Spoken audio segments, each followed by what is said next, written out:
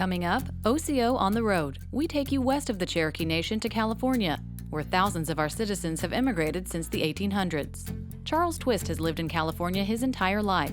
He tells us how he's maintained his cultural identity thousands of miles away, and how he's used his heritage and spirituality to create a community around him. I use Cherokee stories to tell them things, and I teach kind of out of that story element so that they have to make a conclusion. Plus, she's Will Rogers' great-granddaughter. My number one goal is to go out and educate people on who he was and what he did. How Jennifer Rogers Etcheverry carries on the family name and how she infuses humor into her almond business.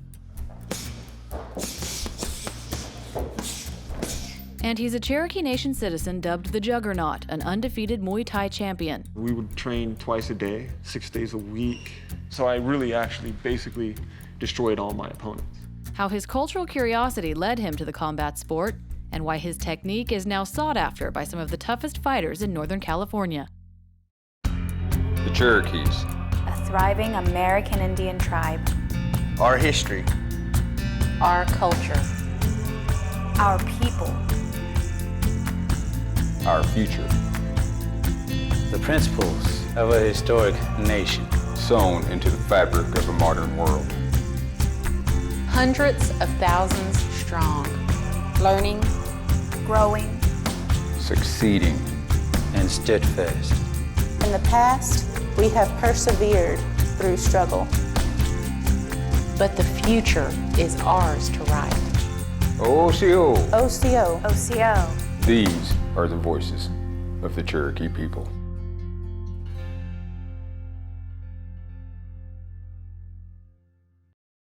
Osiyo, I'm Principal Chief Bill John Baker.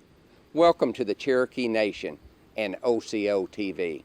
This is how we share our culture, our heritage, our history, and our language with you. Wado.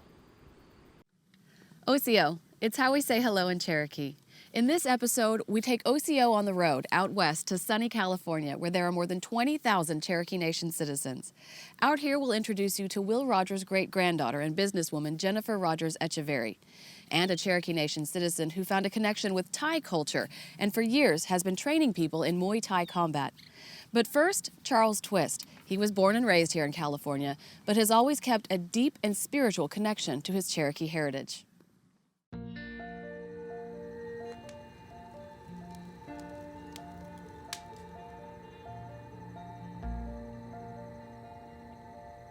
The fire is an integral part of my life. I'm grateful that I get to go to the grounds and I get to be where the fire is. But, you know, I'm living in California, so I want to keep that memory alive. So many times what I find Cherokee people get away from where there's that opportunity, then they forget that they're Cherokee, and my father never wanted me to forget who I was. So he kind of ingrained that in us. So the fire is part of my life. It's pretty much a daily thing that I get up in the morning and I start a fire and I spend the time alone so I can hear and think and listen.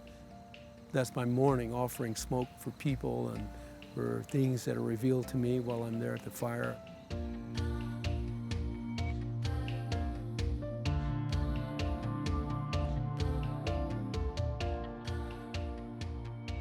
I am Charles Twist. I teach at a men's home. We're dealing with people that would either be in that home or prison because of drug or alcohol abuse, and so we're mentoring them that there's a different way to live life than what they've lived. And they're people that have either been thrown away or they've thrown themselves away. And so when somebody cares about them and somebody's consistent, then they can find value. And then I get to give them that just by being something for them at that moment in time. It's a purpose that I feel comfortable with. I use Cherokee stories to tell them things, and I teach kind of out of that story element so that they have to make a conclusion. One of them is the story of Ukon, the Shining One, and the warrior that he was in battle with, and the promise that was made. There's an angel called Ukon, who's in Cherokee that means shining, bright. And then there was another one, there was another man, and they're struggling back and forth. And so up walks let's say you walk up.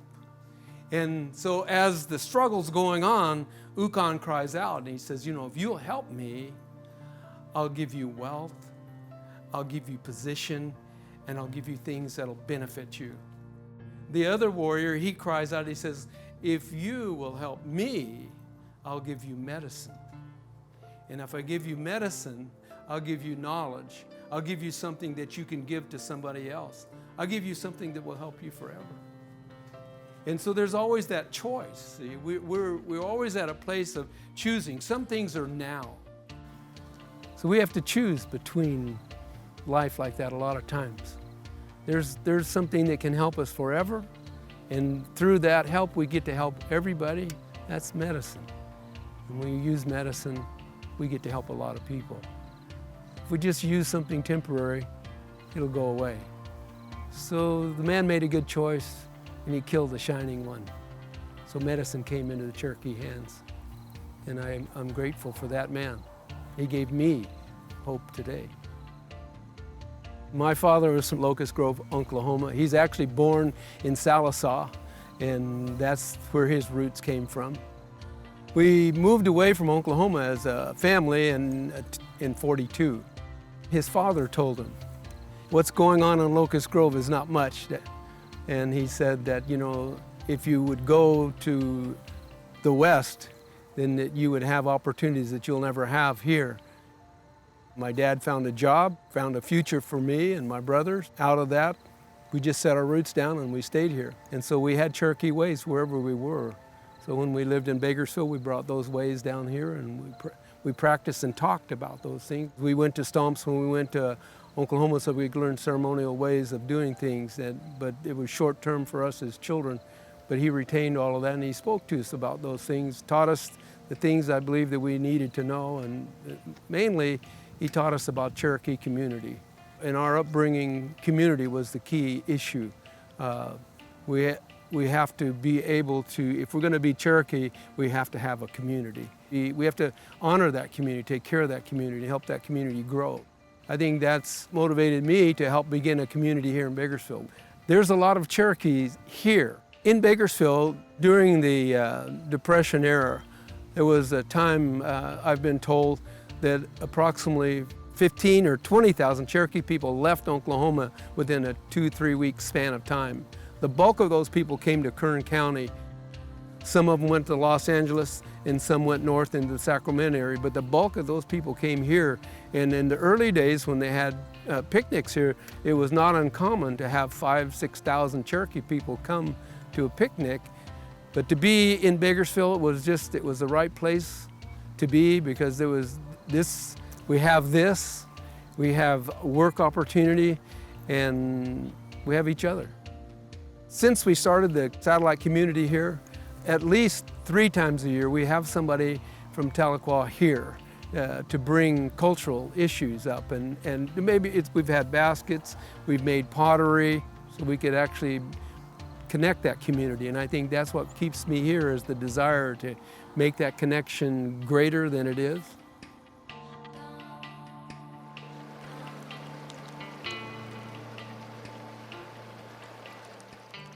Yeah, I come to water because that's what Cherokee people do. If we use our Cherokee ways, it'll cause a lot of people to flourish and make our community stronger.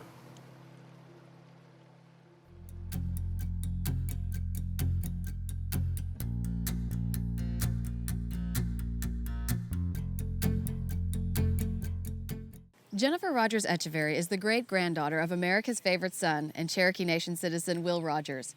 She's a successful businesswoman and owner of an almond company. But just like Will, she doesn't take herself too seriously. I'm probably the one in the family, I'm definitely voted, I can tell you this, by my family, is being the most talkative. And I'm not too shy, if you can tell. My name is Jennifer Rogers Etcheverry. I was born and raised in Bakersfield, and I'm also blessed to be a great-granddaughter of Will Rogers. Pretty much lived here my adult life. Bakersfield is located in the San Joaquin Valley, and San Joaquin Valley is truly the heart of agriculture for the United States. So I met my husband. He's a third-generation farmer here in Bakersfield from a family that I grew up knowing. And we have 2 children. My daughter is 25 and married and just gave us our first grandson. And my son is going to be a senior in college at Prescott, Arizona. Well, it's been a gradual process, stepping into the role that I play. My number one goal is to go out and educate people on who he was and what he did. I've had the honor of meeting a lot of people, from celebrities to just people that remember Will Rogers. There's still a very small generation that remember him, that were alive and tell about the day that he died and how their father pulled over the car on the side of the road. Everybody was pulled over and people were crying, and people have told me stories. You know, as a child, they were like, what happened? Will Rogers State Historic Park is the place where Will Rogers lived at the time of his death. I sit on a foundation that helps support that park, as long as a foundation in Oklahoma which supports the museum, the Will Rogers Memorial Museum in his birthplace. I get to travel to Oklahoma just about every other month. It just seems like every time I'm back there, I've learned something new or I've met somebody new, and it's always a different aspect of Will's life. My job as the family spokesperson and family member is to keep his legacy alive, because he was so important to America. And at the time of his death, he had made over 70 movies. He had written 6 books. He had a daily newspaper column that reached 40 million readers a day. That is unbelievable. And he gave a weekly radio address. He was the highest paid actor of his time back then. There's nobody that can even come close to the things that he did. And he did it all in 55 short years. I think I have a little bit of that humor in me from Will Rogers. I'd like to think that that's where it came from. And you have to have humor. You have to have fun. And that's what got Will Rogers so far in his life, poking fun at the President of the United States. We must have some 80 or 90,000 people here tonight. That's the most people that ever paid to see a politician. He would come out and just say it, but he could get away with it because he did it in such a way that it made them laugh, and they embraced him even more. I get asked a lot, how did I start my business? When we planted our almonds, the market was at an all-time high, which was just over $4 a pound. And if you know anything about the almond market, it takes about 5 years to start showing a profit. And so, of course, that year came for us to show a profit, and the market had taken a plunge to an all-time low. Weather's a big factor, and the drought has caused problems because we don't have the moisture, the fog, and the chilling units that we need for a perfect almond crop. California droughts been a big factor the last couple of years. Well, this Christmas, I was getting the same speech of how this year's going to be better, next year will be better. And I finally just put my hand down and said, you know, every year you say it's going to get better and it never does. What do I have to do? Go sell your nuts for you? And we joked about it. And my dad was there, and my brother's the one that came up with the name. I have to give him the credit. He said, oh, you could call it my husband's nuts. And we just kind of joked about it for a little while. And then a couple months later, my dad called, and he was living in Tennessee at the time, and he said, I was telling somebody jokingly about this story, my husband's nuts, and they want to trademark it, and I think maybe we should check into it. So we said, well, we'll trademark it. So we did, trademarked it, and that's just kind of how it was born. I always say that with the embarrassment that goes along with it, you know, if she could make $1 million a year, I could put up with the embarrassment. I'm blessed, I'm honored to be part of the Cherokee Nation, and I'm thrilled that every time they come to California, I try to attend some of their events, and that's a whole side of Will's life that is probably the most important. If Will Rogers was alive today, he was most proud of his Cherokee heritage, and he wasn't shy to share that information. He was very proud to be Cherokee. And that's one thing I'm so blessed to be here today is to show that side of my heritage, because a lot of people don't know about it. So I was very, very honored to be here today.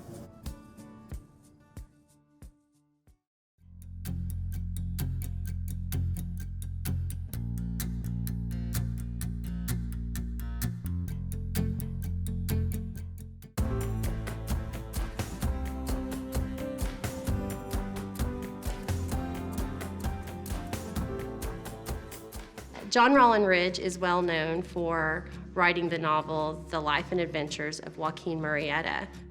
It is the first novel written by a Native American and one of the first novels that was written in California. He contributed to a number of magazines, and he was also an editor for a couple of newspapers out in California. He was born in the old Cherokee Nation East in 1827. He was the son of John Ridge, who was one of the signers of the Treaty of New Echota. There were two factions that existed in the Cherokee Nation during the time of removal. You have the Ross Party, who fought to hold on to our lands back east, and then you had the Treaty Party, who thought that removal was going to be inevitable. What we should do is go ahead and accept the best deal that we can get and remove to the west. John Ridge, Major Ridge, and Elias Boudinot were all executed for their role in signing the Treaty of New Echota. John Rowland Ridge witnessed his father's murder. He was 12 years old. So if you look at his writings, he often spoke about revenge, that he sought revenge for the killings of his father, his grandfather, and also Elias Boudinot, his cousin. John Rowland Ridge was definitely a controversial figure, especially with his politics. He was a big supporter of the Confederacy. He advocated for a separate Cherokee Nation, while the Ross Party was fighting to keep the Cherokee Nation united. During the mid to late 1840s, John Rowland Ridge had a dispute with a member of the Ross Party. He ended up killing the man, and he would flee to Missouri. After living there for a while with his wife and daughter, he eventually would join and go with the gold rush out to California, and then later his wife and daughter joined him out there. He ends up writing and contributes to a number of magazines. He is well known for being the founding editor of the Sacramento Bee, which is still in print today. John Rowland Ridge would build a home about 30 minutes north of Sacramento, and that's where he would end up spending the last of his days. He's also buried in the cemetery there, along with his wife, his daughter, and his brother.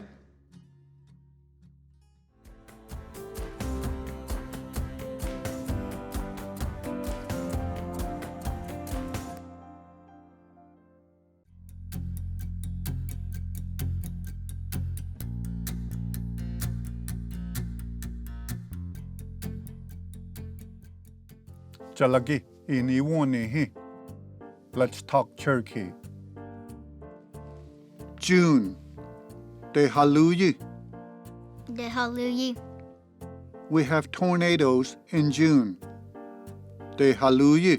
Katla agalugi. De galoskoi. De haluyi. De haluyi. Katla Kotla. agalugi. Agalugi. De galoskoi. De galoskoi. Fish. Ajati. Ajati. I'm going to catch a fish. Ajati. Tachi ni yahi. Ajati. Ajati. Tachi ni yahi. Ajini yahi. Apple. Sankta. Sakta. I'm making an apple pie. Sankta. Geliski gotlanska. Sankta. Sakta. Geliski Galiski. gotlanska. Gotlaska.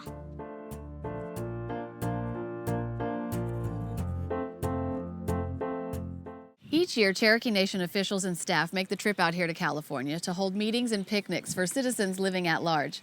This year, the first of those gatherings was in Bakersfield. Hundreds of Cherokee Nation citizens living in the area spent the afternoon with other citizens, learning about their cultural heritage and meeting other Cherokees from Oklahoma, and listening to Principal Chief Bill John Baker's State of the Nation address. I hope that each and every one of them walks away with the pride that's within each and every Cherokee that they'll pass on to the next generation. After a second gathering in Fresno, the Cherokee Nation met here on Rush Ranch. We're halfway between Sacramento and the Bay Area. Rush Ranch provided a beautiful setting for the at-large picnic where several Cherokee families reunited and got acquainted with new friends. Plus, everyone had a chance to meet with their at-large tribal counselors. If you're a Cherokee Nation citizen living outside northeastern Oklahoma, you can stay involved and up to date on tribal resources. Just visit CherokeesAtLarge.org or go to Osio.tv and click on links mentioned. Back home in Oklahoma, the Cherokee Nation broke ground on a new archery field near the tribal complex in Tahlequah. It's the first range ever to be built on tribal lands and will become only the third public archery park in Oklahoma. The range is a partnership between the Cherokee Nation, the Archery Trade Association, and the Oklahoma Wildlife Department. The park will feature a 70-meter Olympic-style range with a 125-foot awning to shield archers from the weather, plus a tower, restrooms, and a 3D range. I'm going to get really excited the first time we see a school bus pull down here and a field trip from a school comes in, where we can spend the day, the afternoon, the whole day doing archery. The archery range will open by Labor Day weekend and will bear the name of Cherokee Nation citizen Joe Thornton, the 1961 World Archery Champion, who was also featured right here on Osiyo, Voices of the Cherokee People. The Cherokee Nation's Hard Rock Hotel and Casino will host the 2016 RES, or Reservation Economic Summit, in July. RES Oklahoma is a multifaceted event brought to you by the National Center for American Indian Economic Development. The 4-day event will feature access to respected tribal leaders, members of Congress, federal agency representatives, state and local elected officials, and top national CEOs. Attendees can expect high-caliber networking, opportunities for teaming and business development training. Registration is now open. If you'd like to learn more about Cherokee Nation news, go to anadisco.com or go to osio.tv and click on links mentioned.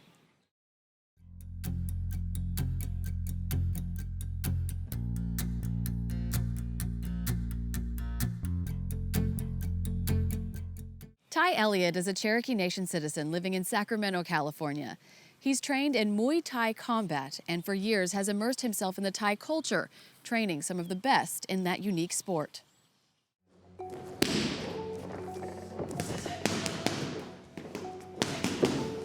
I'm Ty Elliott.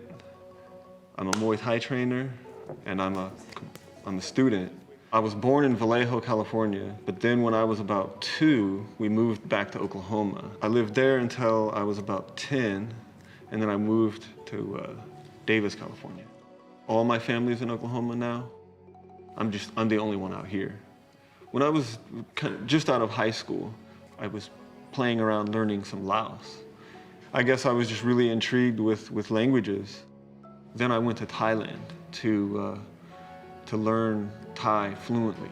I went there for the intention of learning how to speak Thai. You know, just by being in Thailand, I was able to just speak. That's what really taught me how to learn Thai. Rather than going to an expensive school or, something like that, I actually always wanted to do Muay Thai.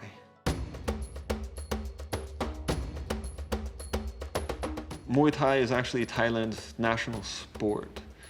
It's more like boxing or kickboxing.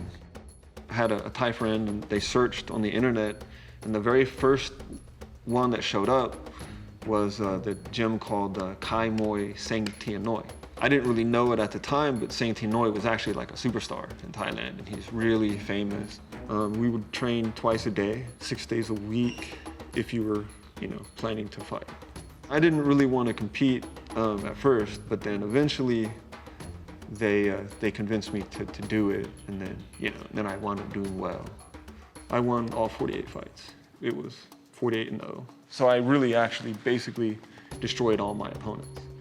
And then that's how I got the nickname, the Juggernaut. I stopped competing in Muay Thai because, in my opinion, it's really hard to be really good at the sport if you can't do it, all day. Well, we had some police officers come and start just a police class. First time I met him, I thought he was the goofiest guy I ever seen, honestly. And I thought he's a Thai fighter. There was no way. He would be probably a guy I'm going to be picking in the bar after a couple of drinks and things like that. And then I saw him working on the heavy bags. I was like, yeah, I would pick on this guy at the bar, and I'll probably wake up in the hospital. I take Muay Thai because I feel like the contained environment in a gym is wonderful for learning, but it also translates really well into a non-contained environment on the streets. From little stuff from just body presentation to big stuff like getting in fights on the street, it translates into everyday life as a police officer, really. And it keeps me safe, and it makes me come home to my family. I started training with him when I was 19 years old, and I just turned 27 this year. took me all the way to a title fight, and it's not over. He definitely is a big deal to me, because he was there when I didn't really have many people in my life. I just do private lessons, teaching Muay Thai, and I'm a student at Sacramento City College. I'm learning video game development and computer programming. It started by a good friend of mine telling me, hey, we can make a video game. With game development, to be able to do it, they have teams of people who specialize. But I was so hard-headed that I wouldn't listen, and everyone said it's not possible, but I did do it. I spent 2 years basically studying 16 hours a day. When I wake up, I would study until I went to sleep. You can't just put an average output and then be really good. After I finished college, I plan to study the Cherokee language, and I plan to also try to learn to read and write it. They were saying that, it's fewer and fewer people, and it's very rare that people are speaking Cherokee anymore. To me, I plan to learn it because it's a part of me. And if I did learn all these other languages, I feel like I should learn Cherokee as well. People did tell me that I wasn't going to be able to be an interpreter. They were, oh, you'll never be able to learn it. But to me, I guess that's motivation. Next time on Osiyo, Voices of the Cherokee People. Really, your first few years in the league have to be all football, all the time. That's all you should be thinking about, all you should be doing, and really just studying and learning the game. He's a perennial underdog, but professional football player and Cherokee Nation citizen Wes Welker keeps proving his critics wrong, from the Super Bowl to his newest passion on the horse track. Tune in next time on Osiyo, Voices of the Cherokee People. We hope you enjoyed our show, and remember, you can always watch entire episodes and share your favorite stories online at Osiyo.tv. There is no Cherokee word for goodbye. We say, Donadago ha'i. We'll see each other again. So until next time, Wado.